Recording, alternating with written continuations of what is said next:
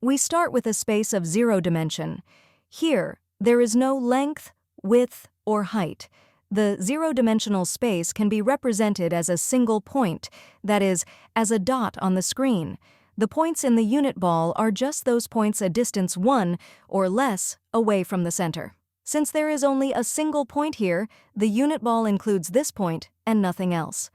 We can say in 0 dimensions the unit ball covers 100% of the space. Next we go to a one-dimensional space. Take the point and stretch it out into a line. This gives the one dimension of length, represented on the screen as a horizontal interval.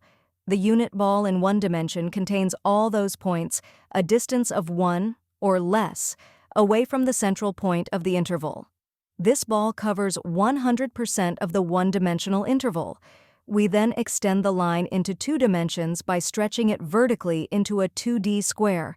Now the unit ball covers less than the full square, as the ball is represented by the circle of points a distance 1 or less away from the central point. In fact, this circle covers about 75% of the square.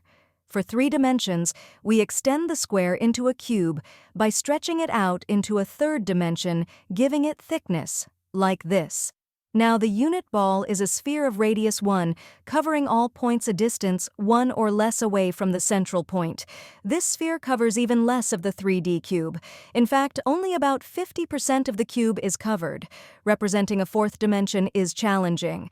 What we can do is take the 3D cube and stretch it out horizontally into a chain of 3D slices of the 4D cube. Notice the spheres inside these slices get smaller as we go to the ends.